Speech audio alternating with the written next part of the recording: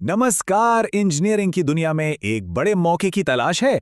तो आज हम बात करने वाले हैं एक बहुत ही खास भर्ती के बारे में। यह है NITCON की तरफ से दिल्ली जल बोर्ड के लिए, और इसमें है जूनियर इंजीनियर की बम्पर वैकेंसीज। चलिए जरा इसे डिटेल में समझते हैं। हाँ, सही सुना। एक दो नहीं, पूरे 100 जूनियर इंजीनियर के पद। दिल्ली जैसे शहर में ये वाकई एक बहुत बड़ी बात है। तो चलिए फिर इस मौके को जरा बारीकी से देखते हैं कि इसमें क्या क्या है। तो आज हम क्या क्या देखने वाले हैं भाई? सबसे पहले तो समझेंगे कि ये मौका है क्या, फिर बात करेंगे रोल्स की, कौन कौन अप्लाई कर सकता है, ड्यूटीज क्या होंगी, सिलेक्शन कैसे होगा, और आखिर में अप्लाई करने का पूरा गाइड, मतलब सब कुछ शुरू से आखिर तक। तो चलिए शुरू करते हैं पहले पॉइंट से कि ये मौका असल में है क्या। तो देखिए, बात यह है कि भर्ती NITCON कर रहा है, लेकिन पोस्टिंग होगी दिल्ली जल बोर्ड यानी DJB में।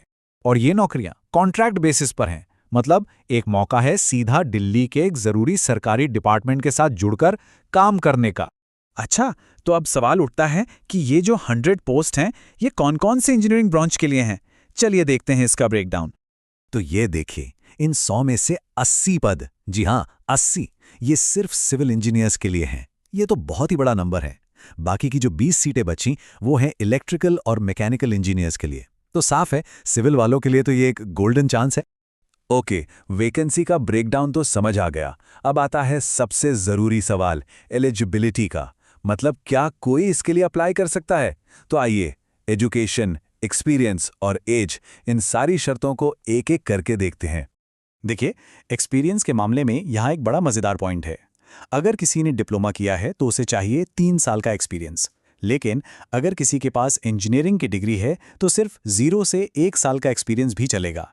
इसका मतलब जो फ्रेशर्स हैं या जिन्हें बस थोड़ा ही एक्सपीरियंस है, वो भी यहाँ अप्लाई कर सकते हैं। ये बहुत अच्छी बात है।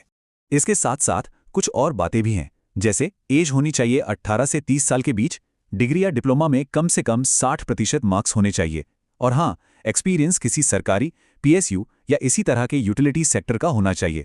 एक बहुत ही जरूरी बात पर ध्यान देना है, उम्र और एक्सपीरियंस, ये दोनों चीजें 1 अप्रैल 2026 के हिसाब से कैलकुलेट की जाएंगी। तो अपनी एलिजिबिलिटी चेक करते वक्त इस डेट को दिमाग में जरूर रखें। और अब बात करते हैं सैलरी की। तो इस पोस्ट के लिए फिक्स्ड मंथली सैलरी है 55,932 रुपए। हाँ, इसमें से जो भी स्टैट्यूटरी डिडक्शंस होते हैं वो होंगे। ठीक है, एलिजिबिलिटी और सैलरी तो पता चल गई, लेकिन इस जॉब में काम क्या करना होगा? चलिए अब जरा डे टू डे ड्यूटीज को समझते हैं। जो सिविल जूनियर इंजीनियर होंगे उनका काम काफी डायनामिक होने वाला है।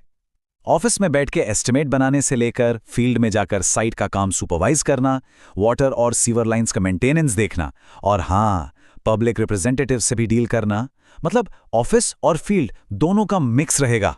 वहीं दूसरी तरफ जो इलेक्ट्रिकल और मैकेनिकल इंजीनियर्स हैं, उनका फोकस रहेगा मेनली पंपिंग स्टेशंस और ट्यूबवेल्स के ऑपरेशन और मेंटेनेंस पर।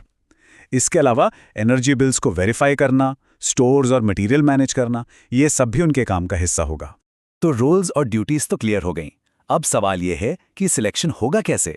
चलिए सिलेक्शन प्रोसेस के स्टेप्स को समझते हैं। तो देखिए, ये एक 3 स्टेप प्रोसेस है। सबसे पहले एप्लीकेशंस को शॉर्टलिस्ट किया जाएगा। स्टेप 2 होगा एक कंप्यूटर बेस्ड टेस्ट यानी CBT, और फिर इस टेस्ट की मेरिट के आधार पर स्टेप 3 में होगा डॉक्यूमेंट वेरिफिकेशन और एक पर्सनल इंटरैक्शन।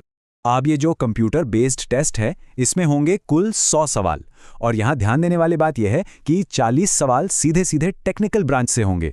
मतलब टेक्निकल नॉलेज पर पकड़ बहुत जरूरी है। बाकी के जो 60 सवाल हैं वो आएंगे रीजनिंग, एप्टीट्यूड, इंग्लिश और जनरल अवेयरनेस से। चलिए अब हम आ गए हैं अपने आखिरी और सबसे जरूरी हिस्से पर, अप्लाई कैसे करना है। तो पहली बात, एप्लीकेशन सिर्फ ऑनलाइन ही भरी जाएगी। दूसरी जरूरी चीज, अपनी ईमेल आईडी कम से कम 1 साल तक एक्टिव रखना, क्योंकि सारी बातचीत उसी पे होगी। तो अपने सारे डॉक्यूमेंट स्कैन करके तैयार रखें और फीस ऑनलाइन पे कर दें।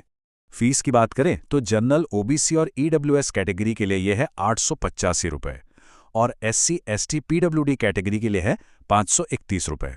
और हाँ, ये फीस नॉन रिफंडेबल है, मतलब वापस नहीं मिलेगी। अब ये डेट्स, इन्हें कहीं अच्छे से नोट कर लीजिए। अप्लाई करने की लास्ट डेट है 8 अप्रैल 2026, और जो एग्जाम की टेंटेटिव डेट है वो है सिर्फ 4 दिन बाद 12 अप्रैल। मतलब तैयारी के लिए वक्त बहुत ही कम है। एक और ज़रूरी पॉइंट, सारे एग्जाम सेंटर्स सिर्फ दिल्ली में ही होंगे, तो अगर कोई दिल्ली से बाहर रहता है तो उसे अपने आने जाने का प्लान पहले से ही बनाकर रखना होगा। और आखिर में एक बात जो साफ साफ कही गई है कि एलिजिबिलिटी और शॉर्टलिस्टिंग को लेकर एनआईटी कॉन का जो भी फैसला होगा वही फाइनल माना जाएगा। तो ये थी इस भर्ती से जुड़ी सारी ज़रूरी जानकारी। 100 पद, दिल्ली जल बोर्ड जैसा बड़ा संगठन और एक बिल्कुल साफ सुथरा सिलेक्शन प्रोसेस। अब सोचने वाली बात यह है कि क्या ये इंजीनियरिंग का अवसर किसी के करियर का अगला बड़ा कदम हो सकता है?